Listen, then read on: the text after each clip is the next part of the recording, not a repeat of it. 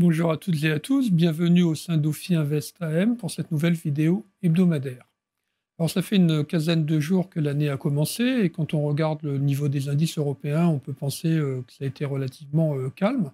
Mais en fait, pas si calme que ça. Il y a une grosse volatilité, notamment, enfin surtout sur les marchés de taux, sur les marchés obligataires, que ce soit aux États-Unis et en Europe.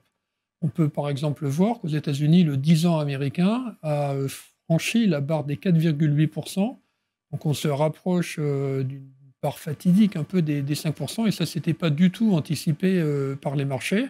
Et d'ailleurs, en Europe, on a un Bund autour de 2,6%, avec un emprunt français qui est pas loin de 3,5%. Donc, effectivement, ça a pris pas mal de monde à revers, dont nous, hein, d'ailleurs, pour être honnête. On ne s'attendait pas à une telle tension, même si effectivement, on pouvait penser qu'il y ait des pics. Mais là, on voit bien notamment que les anticipations de baisse des taux de la banque centrales, de la part des banques centrales, ont beaucoup reculé. Pourquoi cette tension? Alors d'abord pour des bonnes raisons. On a une économie américaine qui continue toujours à très bien se comporter avec une croissance qui est forte, mais aussi des mauvaises raisons avec des tensions inflationnistes persistantes, et puis toujours la crainte que Donald Trump euh, applique réellement les mesures, enfin, notamment les droits de douane, qui auraient finalement une incidence inflationniste.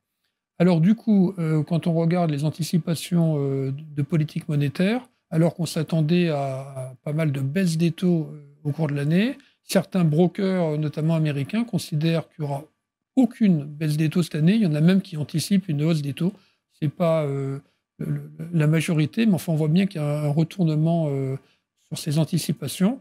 Et même en Europe, notamment parce qu'il y a eu des déclarations de membres de la BCE, un peu moins dovish, hein, comme on dit, un peu moins accommodant, expliquant effectivement qu'il y aura bien une poursuite de la baisse des taux, mais qu'il fallait tenir compte également quand même de l'inflation. Donc ça a jeté un peu une douche froide sur les marchés européens. En plus, il faut savoir qu'il y a eu pas mal d'émissions hein, la semaine dernière, de supply, comme on dit, et effectivement, si vous avez des émissions de papier, il faut trouver des investisseurs en face qui, du coup, ont tendance à exiger un rendement un peu plus élevé. Donc voilà, en matière obligataire, donc finalement beaucoup de volatilité. Pour autant, on a des marchés qui sont restés relativement calmes, notamment en Europe, avec un CAC 40 qui est pas loin de zéro depuis le début de l'année. La même chose pour les marchés européens.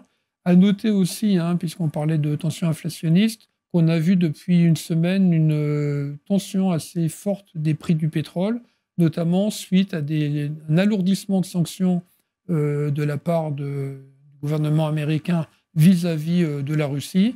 Et donc, moins de pétrole provenant de la Russie fait monter les cours du pétrole. Et donc, ça aussi, ça a un impact inflationniste, même si ce n'est que du court terme. Sur le front des actions, alors à noter quand même si je vous ai parlé de calme relatif en Europe, une volatilité assez forte, notamment du Nasdaq, avec dans les premiers jours une envolée du marché américain riche en valeurs technologiques, qui en l'espace de 2 ou 3 séances avait pris entre 3 et 4%. Et puis une consolidation, notamment parce que le leader de ce marché, Nvidia, hein, que vous connaissez bien, puisque ça a été un des moteurs de la performance du Nasdaq et du S&P. Nvidia, qui produit notamment donc, des puces, hein, microprocesseurs pour l'intelligence artificielle, fait état de difficultés sur sa dernière génération, plus Blackwell. Et ça veut dire moins de commandes. Qui dit moins de commandes veut dire évidemment moins de chiffre d'affaires, moins de bénéfices, et sur des valeurs qui sont quand même fortement valorisées. Un petit retard sur le chiffre d'affaires et sur les bénéfices a une incidence sur le cours de ces valeurs. Donc voilà, donc malgré tout, hein, c'est des valeurs qui ont doublé ou triplé ou quadruplé depuis quelques années. Donc consolidation n'altère pas cette hausse. Mais enfin, quand même 14% en l'espace de 6 jours, c'est quand même à noter. Et ça veut dire qu'il faudra être très vigilant dans les semaines à venir sur les publications, notamment des grosses valeurs technologiques. Alors, on appelait ça les GAFA, puis les GAFA, maintenant c'est les Batman, huit valeurs. Hein, donc je ne recite pas Apple, Alphabet, Broadcom, Tesla, etc. Donc il faudra quand même être attentif parce qu'à elle seule, elle représente un fort poids des indices américains, mais aussi des indices mondiaux. On va rentrer dans la publication des résultats à partir de la semaine prochaine aux États-Unis et en Europe. Et là, on aura les premiers signes, les premières indications pour les bénéfices à venir, pour les bénéfices annuels. Je vous rappelle qu'on attend en Europe une hausse à peu près de 8% des bénéfices par action en 2025 par rapport à 2024, une quinzaine de pourcents par rapport aux États-Unis. Donc ça, va falloir réellement délivrer pour justifier les niveaux de valorisation, surtout aux États-Unis, puisqu'on a plus de 25 fois les bénéfices. Ça peut effectivement être considéré comme normal si on a toujours cette progression de bénéfices, donc 15% par exemple. Mais sinon, si on a une déception là-dessus, on pourra avoir une consolidation du marché américain. Et je rappelle que c'est quand même le marché moteur. Voilà.